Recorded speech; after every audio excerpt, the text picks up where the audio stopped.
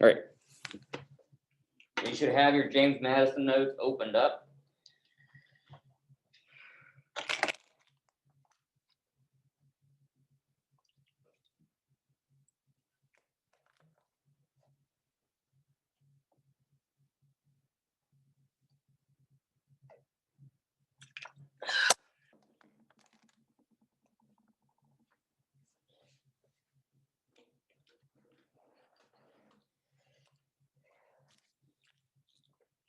Okay, so let's meet James Madison. Let's go ahead and watch this video. James Madison was short, shy, and surrounded by legends. His best friend was Thomas Jefferson, and his wife Dolly was a famous hostess. So it's easy to forget that he was a superstar in his own right. James was a brilliant student of government. At the Constitutional Convention in 1787, he helped set up the federal system we know and love. As a member of the first Congress, he introduced the Bill of Rights to make sure that system wouldn't trample individual liberty. Madison was President Jefferson's Secretary of State, and he was elected president in 1809 to continue the Democratic-Republican Party's policies, which favored weaker federal government and a tiny military. But those policies might have gone too far. American merchants had been getting roughed up by the British Navy for years, and things got so bad the War of 1812 broke out. Madison wasn't a charmer. He couldn't convince Congress to fork over enough resources for the war. The British burned Washington, D.C. in 1814, and some New England states even threatened to secede from the U.S. There was eventually a peace treaty, and the Industrial Revolution helped the economy improve. By then, Madison had learned one last lesson. Weaker federal government can have its drawbacks. All right, so James Madison, he was 57 years old when he took office in the year 1809.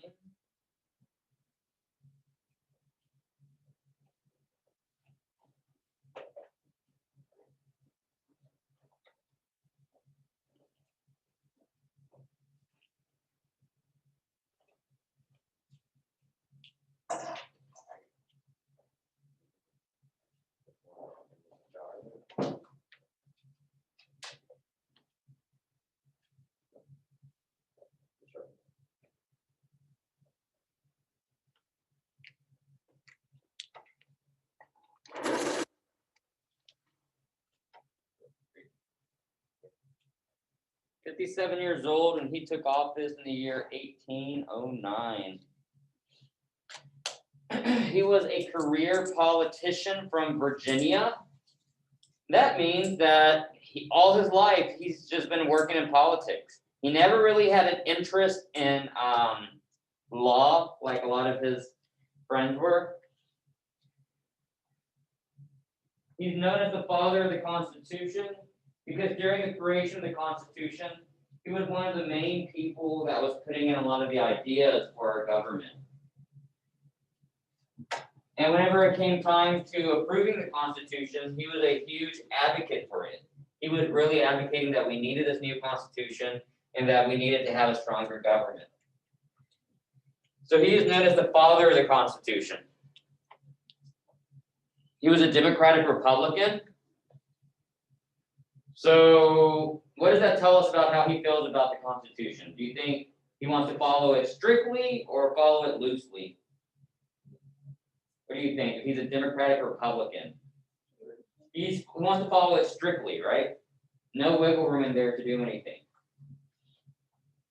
He served for 2 terms, from 1809 through 1817. 2 terms.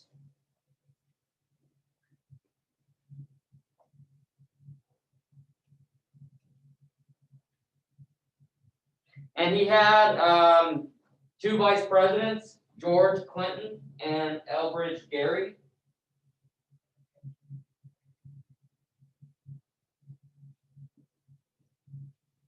Both of the vice presidents died before he left office. So James Madison is one of the only presidents that left office without a vice president.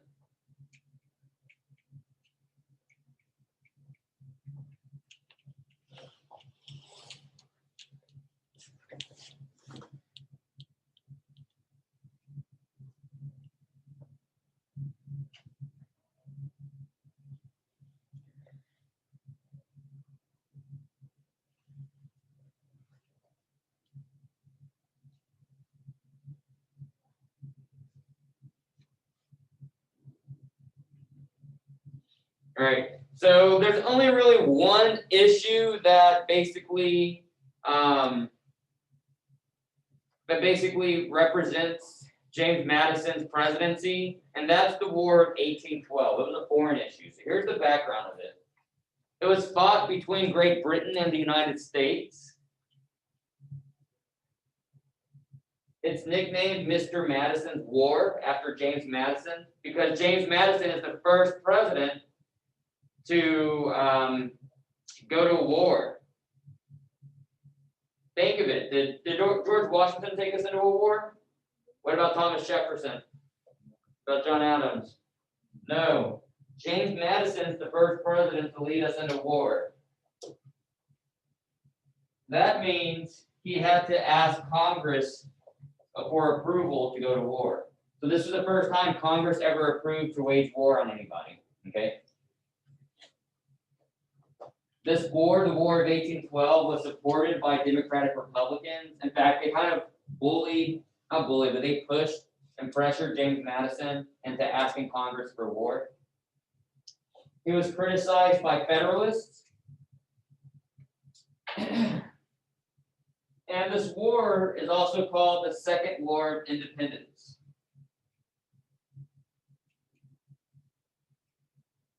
Why do you think they would call the War of 1812 the Second War of Independence? Discuss it with your neighbor and let's talk about it. So discuss it with your neighbor. Second War of Independence. That sounds weird. Why do you think they would call it that?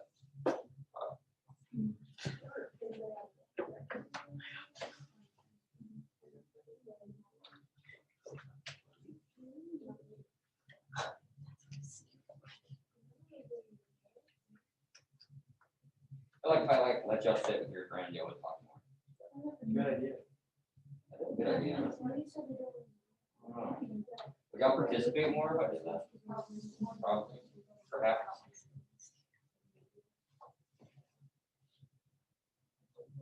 Make a deal. If you are willing to participate more, I'll let you sit next to your friends. Take your seat, essentially. I think the Second War of Independence. Okay. Called that because it's the Second War with Great Britain. Yeah, Second War of Great Britain. So, yay or nay, do you want to do that? Yeah. Okay, well, y'all need to stand up so I can spray down your desks again.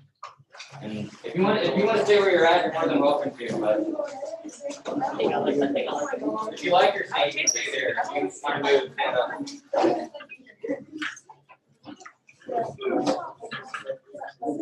You have to grab. This doesn't work here. Grab another paper towel if you want to move. Great. That's great.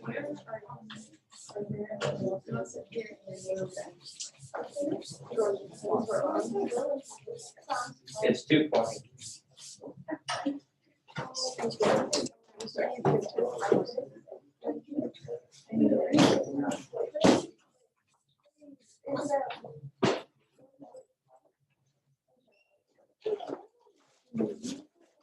Trade that one down over here.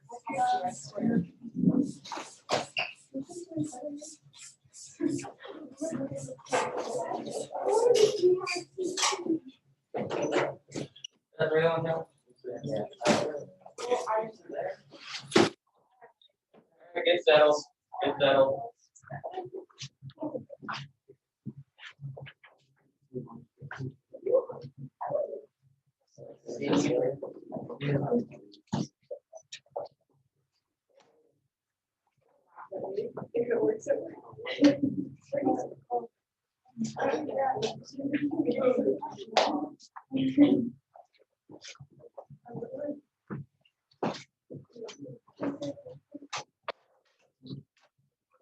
Here, go. I'm gonna there's something right here.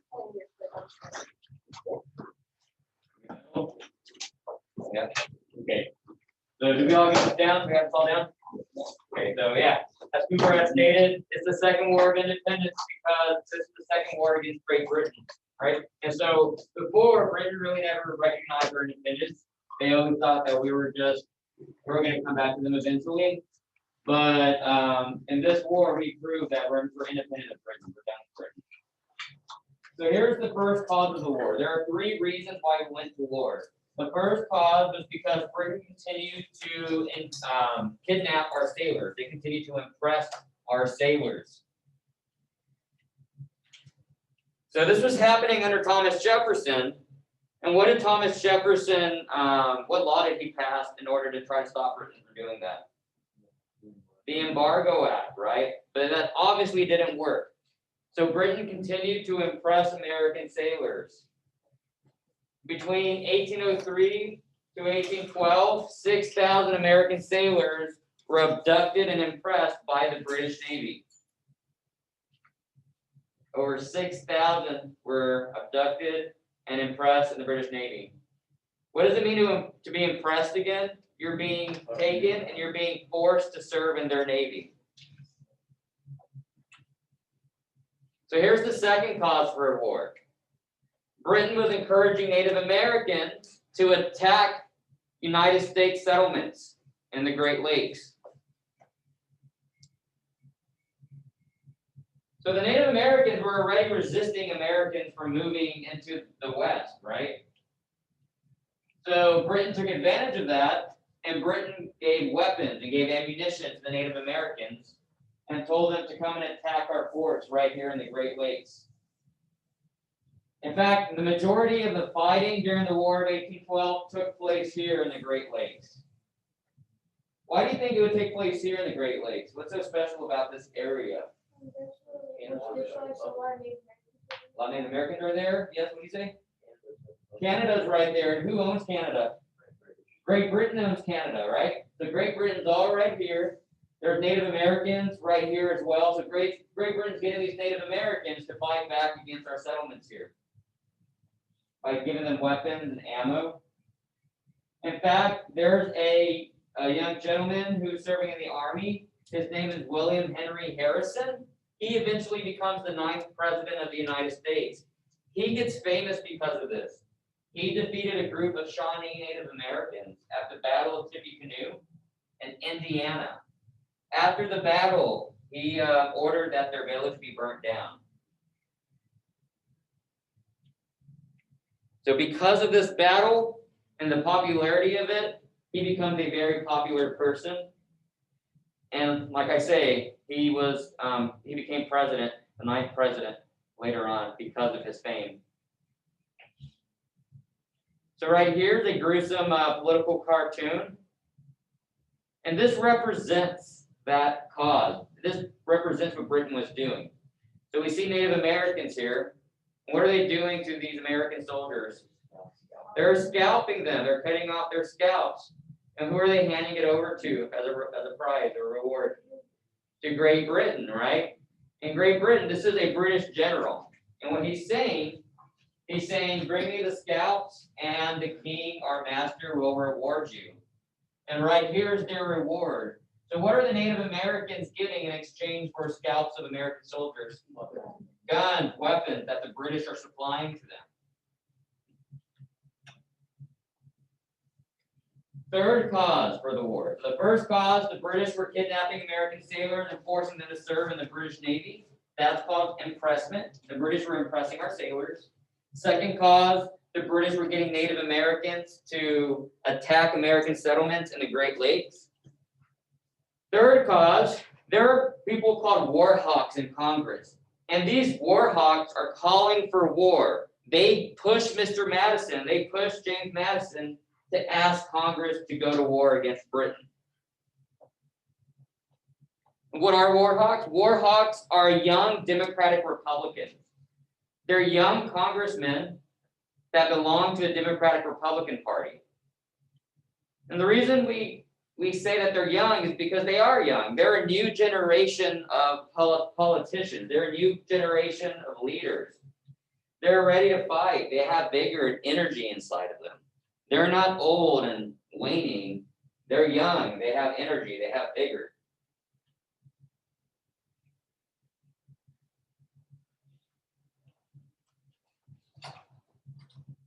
So the old generation of congressmen, George Washington, Thomas Jefferson, Alexander Hamilton, Aaron Burr, their days are coming to an end. They're getting old. They're starting to retire. They're starting to fade. Now we have a new generation of American congressmen, new young Democratic Republicans called war hawks, and they want to go to war against Britain. They want to invade Canada. They envision that Canada could be part of the United States someday. So they want to take Canada away from Britain and make Canada part of the United States. So the first thing the United States does after war has been declared is invade Canada, but that failed. The Americans weren't used to the extreme cold of Canada during the winter. So the British retaliated. In response to the American attack in Canada, the British invaded Washington, D.C., and they burnt down many federal buildings. They burnt down the first White House.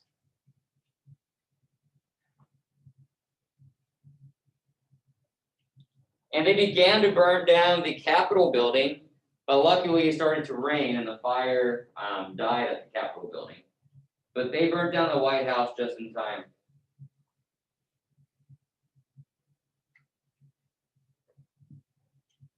And so before the White House was attacked and burnt down and invaded, the First Lady, Dolly Madison, she saved a piece of U.S. history. Before the White House was burnt down, Dolly Madison saved the original presidential portrait of George Washington. And it was a big portrait. And here this quote, she says, "Our kind friend, Mr. Carroll, has come to hasten my departure and is in a very bad humor with me because I insist on waiting until the large picture of Washington is secured, and it requires to be unscrewed from the wall. This process was found to be too tedious for these perilous moments. I have ordered the frame to be broken and the canvas taken out, and the precious portrait placed in the hands of two gentlemen of New York for safekeeping." So obviously she was in a hurry. She knew the British were coming and the British were gonna come and invade the White House. So she didn't have time to carefully take down the frame. She ordered that the frame be broken and that the canvas painting just be rolled out and taken to safety. All right, so this was Star-Spangled Banner. The Star-Spangled Banner, our national anthem, comes from the War of 1812. So the British were bombarding Fort Mchenry, which is in Baltimore. What does bombarding mean? What does that mean? Yeah, whenever you keep shooting something, either you keep throwing stuff at something or you keep shooting at something. So the British had their boats outside of Fort Mchenry, and they kept firing their cannons at Fort McHenry over and over and over again. And it lasted throughout the night. Close by, there was an eyewitness. His name was Francis Scott Key. And he wrote a poem about this bombing, this bombarding of Fort McHenry. It's called the Star-Spangled Banner. Originally, it was called the Defense of Fort McHenry, but eventually it became known as the Star-Spangled Banner.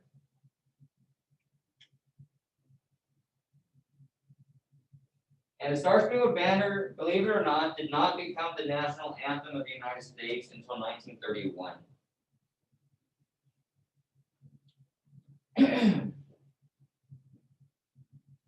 So this poem, the Star-Spangled Banner, inspired extreme patriotism after the war. People would read the poem aloud. They would read it in bars, restaurants, and public spaces. And they would celebrate the United States' win over Britain.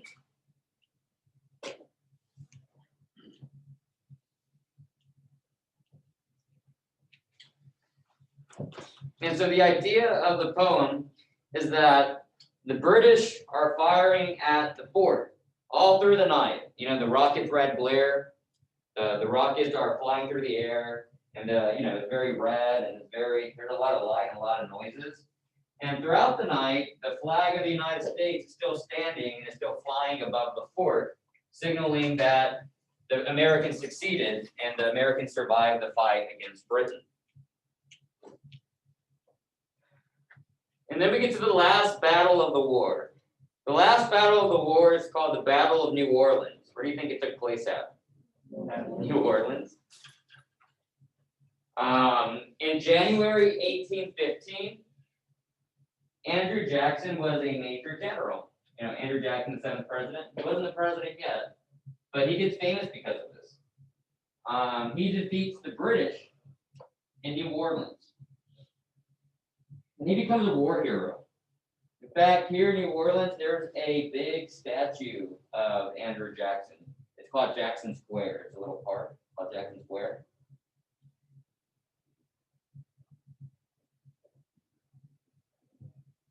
So this is the last battle of the war, and Andrew Jackson becomes very popular because of this. Well respected, very famous. Here's the interesting fact about this battle. It took place 2 weeks after the peace treaty was already signed between Britain and the United States. The war was already over for 2 weeks. Why do you think this battle took place still? They didn't know yet in New Orleans. The peace treaty was signed over in Europe. Word didn't get back that the war had ended for at least another couple of weeks. So they didn't know that the war had ended. They thought they were still in the middle of war. But because they didn't have technology like we have today, they didn't know the war ended and they kept fighting.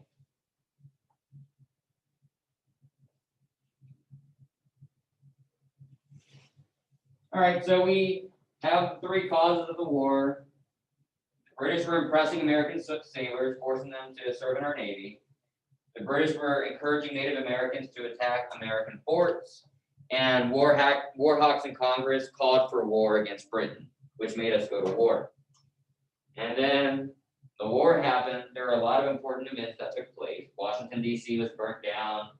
The Star-Spangled Banner was written. Battle of New Orleans took place and made Andrew Jackson famous. But now here are the effects of the war. This is what the war made different in the United States. Well, first, the Treaty of Ghent was signed in Belgium, and this ends the War of 1812. The Treaty of Ghent ended the War of 1812.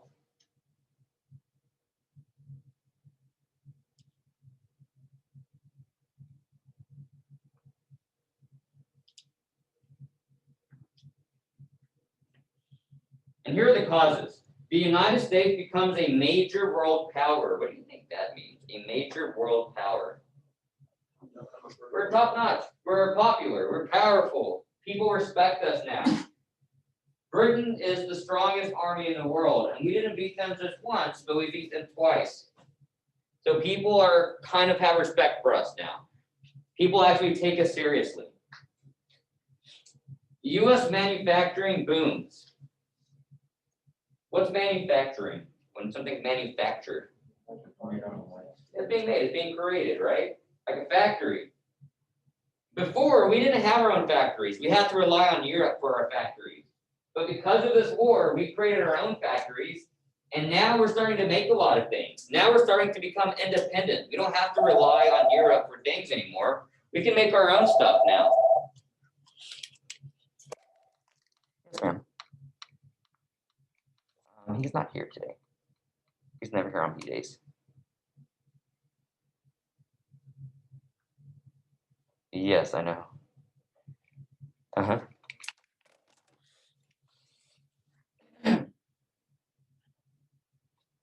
So our industry grows.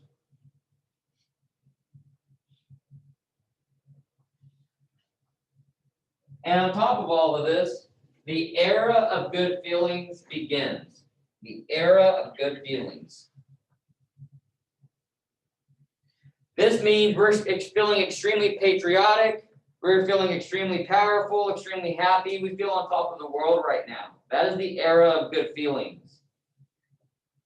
So those are the 3 effects of the War of 1812. The United States becomes a major world power, very popular. Industry booms. That means we are starting to manufacture. We have something called the Industrial Revolution. We're building our own stuff now. And the era of good feelings begins. That means we are feeling extremely patriotic. Yes, ma'am. Hey. Who? Oh, Jade Mosier. She's also not here. She's in quarantine. Yeah, bye.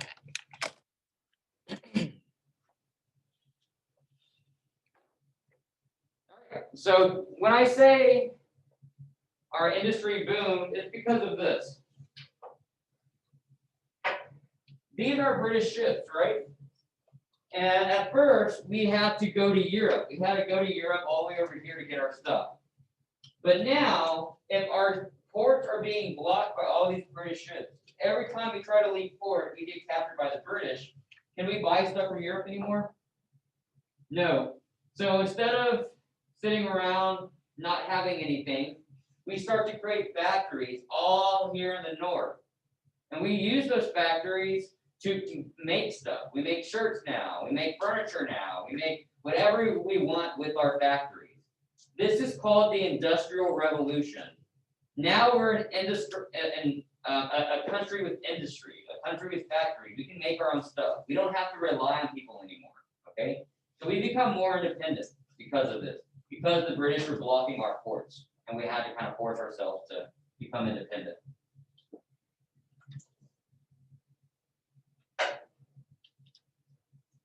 All right, James Monroe's presidency. And then we'll be done with the first 5 presidents. James Monroe was a teen revolutionary. Born 1758, he dropped out of college to fight in the American Revolution. In Washington crossing the Delaware, Jimmy is holding the flag. He negotiated with France to buy the Louisiana Purchase for Jefferson and served as Secretary of State for James Madison. By 1816, he was super qualified to be president. His presidency became known as the era of good feelings because America was feeling great. The War of 1812 was over, and everyone was feeling patriotic.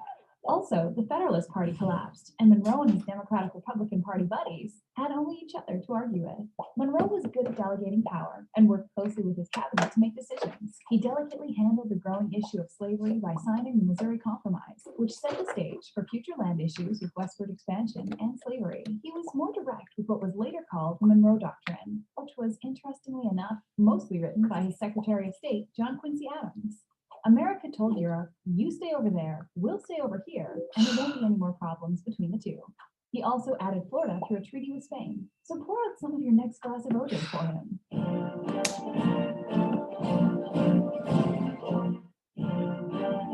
Okay. So James Monroe, the 5th president of the United States, he was 58 years old when he took office in the year 1817. He was a lawyer from Virginia. He studied under Thomas Jefferson. Thomas Jefferson taught him how to be a lawyer. When he was young, during the American Revolution, he served as an officer under George Washington. He was a Democratic Republican.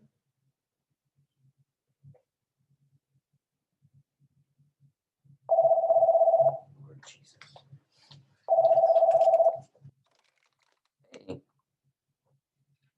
He is. Sure. Yeah. Hey, Cooper, your iPad's back when you're ready. You want to run you a pass or you want to wait? I'll get it. Okay. Let me say that. Yeah, smart.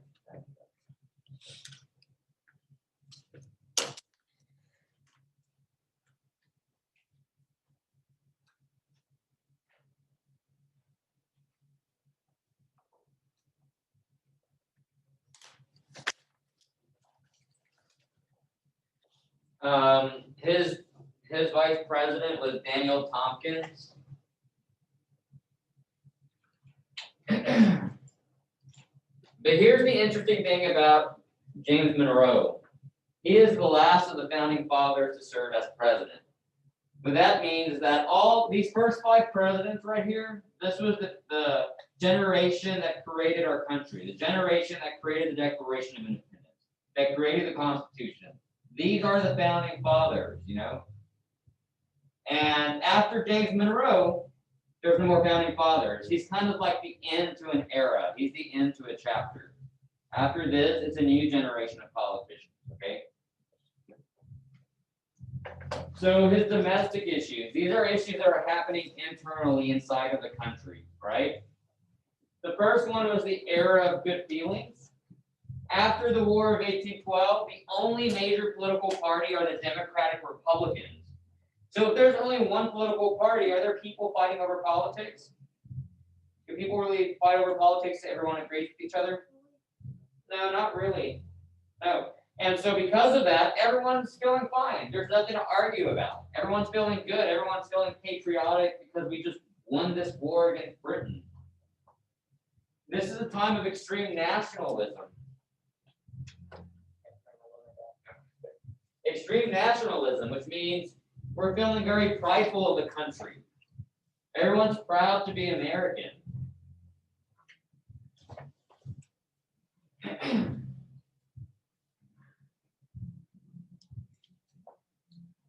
So the era of good feelings is synonymous with Monroe's presidency. That means Monroe's presidency is known for the era of good feelings. Again, everyone felt great, patriotic, and united. There's only one major political party. No one's arguing over politics. Democratic Republicans rule.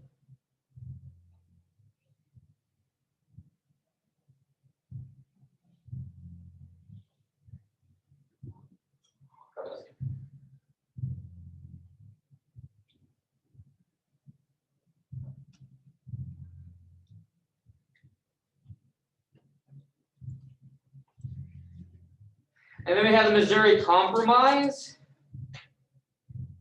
So the Missouri Compromise was a way that Monroe kept us out of an early Civil War, kept us feeling good, kept us feeling united. So Missouri wanted to become part of the United States. Missouri was just a territory, right? But Missouri had 60,000 people. They had a state constitution. Now Missouri wants to become a state and join the United States. Except the issue is that Missouri wants to join as a slave state. Missouri wants to be a state where they have slaves, where slavery is legal. And the issue with that is that there was already an even balance of slave states and non-slave states. So if you threw in Missouri, it would become unbalanced. There would be more slave states than non-slave states. So Henry Clay, who is a congressman, he comes up with a compromise called the Missouri Compromise. And the Missouri Compromise says, okay, Missouri can join as a slave state, that's fine, but we're just going to add Maine as a free state. You see, before, Maine was just a territory of Massachusetts. Maine was just some land that Massachusetts had, okay? So, because of the Missouri Compromise, Missouri joined as a slave state, and to keep it balanced, Maine was going to be added as a free state. All right, and to prevent any more issues like this, there's going to be an invisible line called the Missouri Compromise line. States north of it are going to be free. States south of it are going to be slave states. Okay, so this kept the peace. This kept the era of good feelings going. And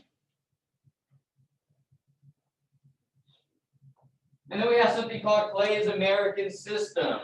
So as I said, Henry Clay was a leading congressman from the West. And the issue was that the North and the South were disagreeing with each other a lot. The North and the South were kind of arguing with each other. And Henry Clay wanted them to have some kind of peace. And so he suggested the American system, which was a way to kind of unite the country and to make our economy well.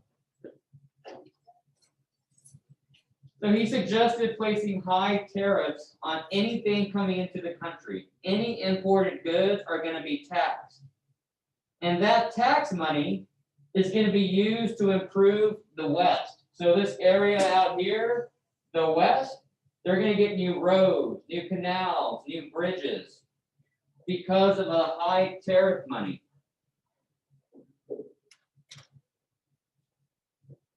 Thank you.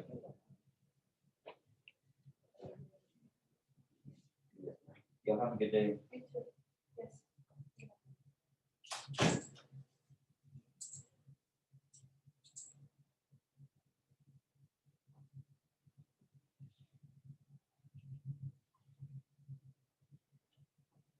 So another thing happening in the country, infrastructure and transportation is improving. What's infrastructure? What is that? It's a big word. What is infrastructure? What do you think? Close. So infrastructure, roads, canals, bridges, anything to help the country move along, like railroads, that's infrastructure. It's used for transportation. So in 1825, New York built the Erie Canal. And the Erie Canal connected the Great Lakes to the Atlantic Ocean. See, before, the Great Lakes and the Atlantic Ocean were separate.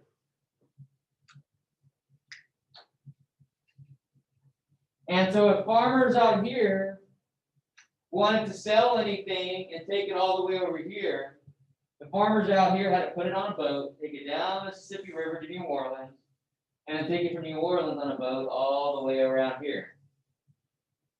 And that's a big issue. But the Erie Canal got rid of that. The Erie Canal built a canal from here in Lake Erie all the way to the Hudson River, which went down to New York. So ships can now go through New York to get to the Great Lakes. Because of this, New York becomes a major city. It becomes the largest city in the United States. Farmers in the West, if you're living out here, they can put their goods on a ship that goes through the Great Lakes to the Erie Canal into New York City. So our economy starts to get better because of that. And then you have this guy named Robert Fulton. He creates the steamboat. And you might think, oh, it's just a boat. It's nothing. No, the steamboat had an engine, which allowed for boats to go faster and allowed for boats to go up and down rivers.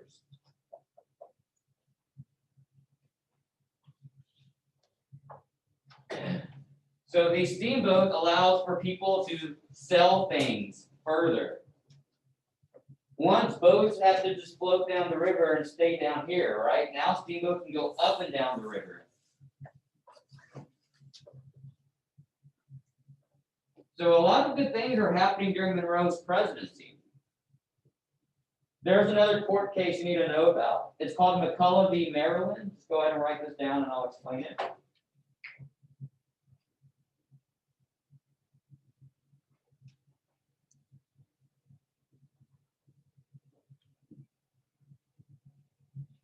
So remember the National Bank. The National Bank was a bank that the federal government owned.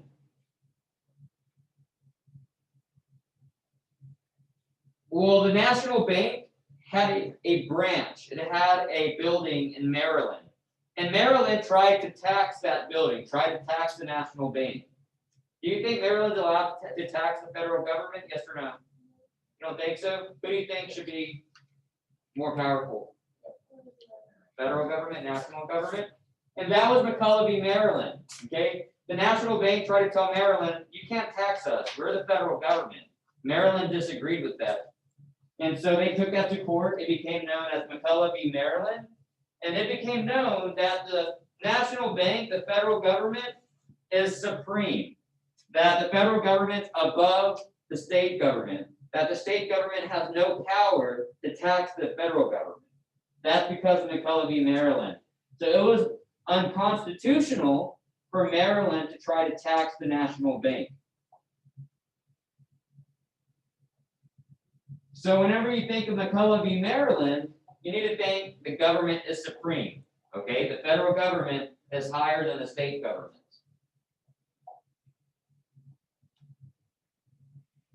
Then you have Gibbons v. Ogden.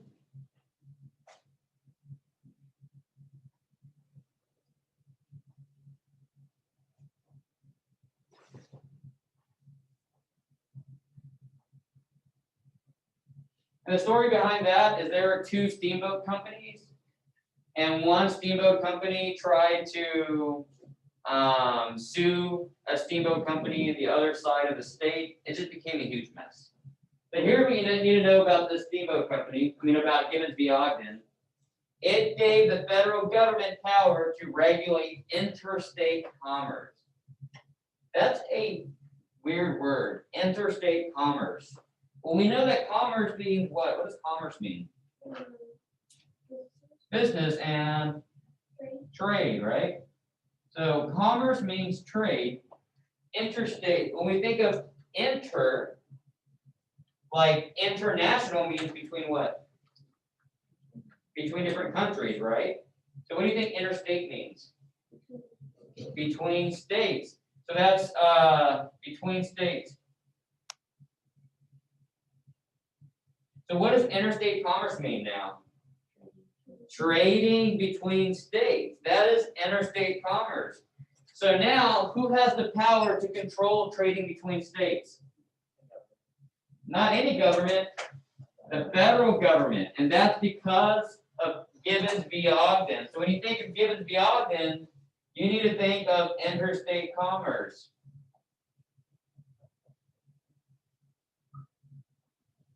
And interstate is a word that you probably hear a lot. Okay, what's that major highway out there towards the center of town? Interstate. That is I-35, and we call it Interstate 35 because it goes between what? It goes between states. I-35. We're right here in New Braunfels on I-35. Comes from here.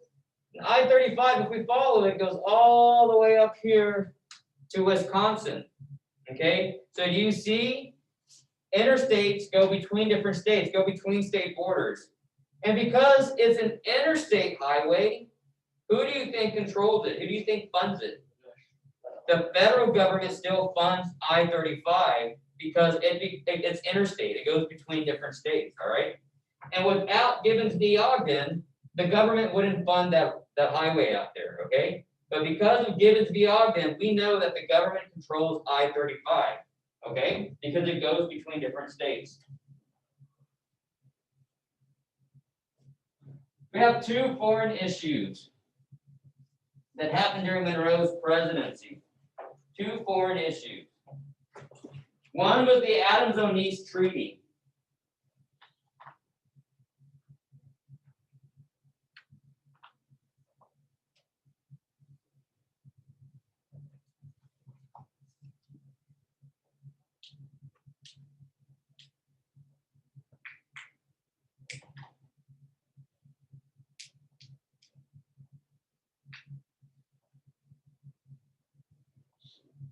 So here in Florida, there was a tribe of Native Americans called the Seminole tribe. And the Seminole would go and attack little plantations around Georgia and Alabama, Mississippi, and then they'd run back to their home in Florida, okay? Who owns Florida at the time? Spain. And Spain does not allow slavery at all, okay? So a lot of slaves would also run and go join the Seminole Indians in Florida because they knew slavery is outlawed there, okay? Andrew Jackson didn't like any of that, and Andrew Jackson decided to invade Florida and to attack the Seminole tribes there, okay? So Spain's like, what the heck? He's coming into our land, and he's crossing our borders, and he's waging war. So in order to avoid any kind of war, we just got out of a war, the United States bought Florida from Spain in 1819. This is the Adams-Onis Treaty.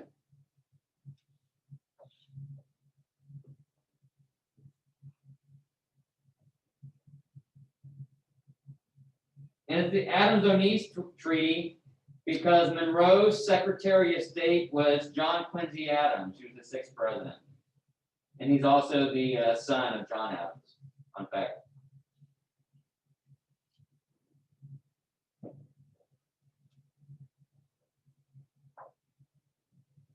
And so the treaty also defined what our borders actually look like between Spain and between the United States. So again, Adams is the Secretary of State of James Monroe, and Adams signs the Adams-Onis Treaty for James Monroe. He's kind of like James Monroe's representative because he's the Secretary of State. And he doesn't just do that. John Quincy Adams also is behind the Monroe Doctrine, okay? So in the early 1800s, Spanish colonies were declaring independence from Spain. In 1821, Mexico decided to become independent of Spain. I believe 1817, Bolivia rebelled against Spain and became their own country. So all over Latin America, all of these Spanish colonies are rising up against Spain and becoming their own country, becoming their independent. Europe doesn't like that. And so European countries tell Spain, we're going to help you get your colonies back. Well, after the War of 1812, how does the United States feel? Good. We feel patriotic. We feel strong, right? So we tell Europe that we would not allow that. That if European countries try to come to our side of the world, we're going to fight them. If they try to come and reconquer the Spanish colonies, that the United States is going to protect the Spanish colonies, these new Latin American countries.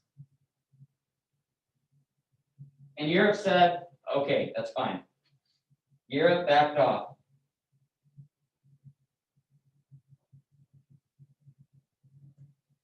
And Europe said, fine, those colonies can become their own country if they want, because Europe's going to start to colonize and invade Africa now. And we won't see Europe for a long time.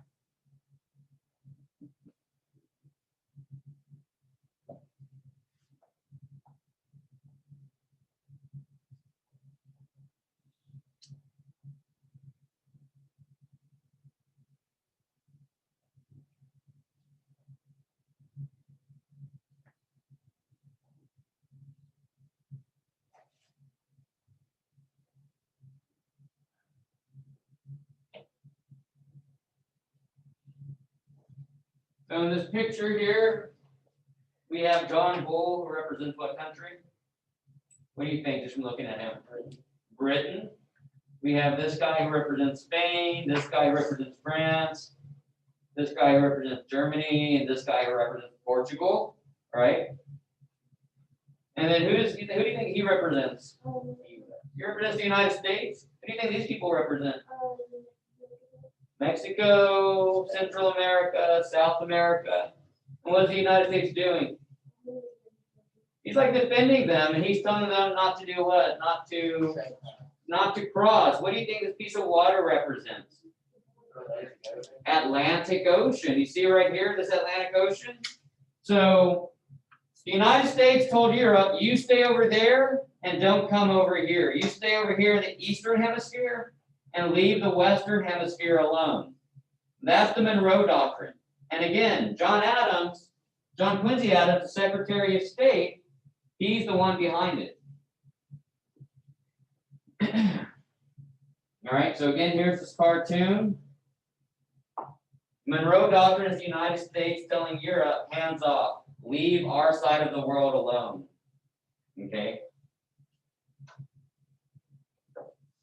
And that's the end of the early republic. That's the end of this unit.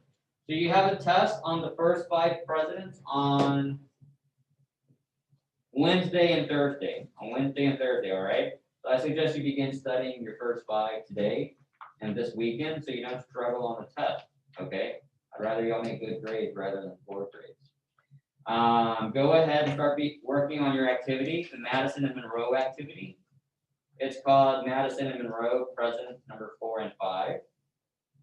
That's going to be due on Tuesday when you come to class. Okay, it needs to be done by the time you come back to class. Yes, baby. Yeah, that's fine. Also, go ahead and split screen your notes with the activity. Split screen your notes and the activity. It's going to help you out. You understand? So go ahead and split screen your notes and the activity.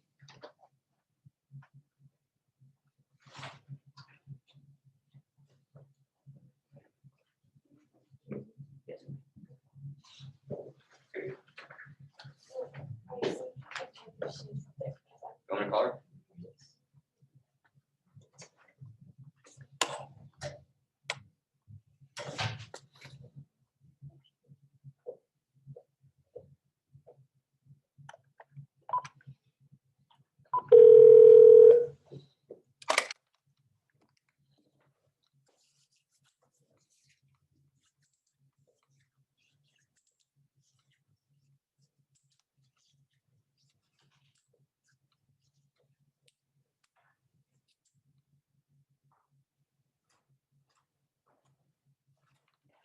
chapter.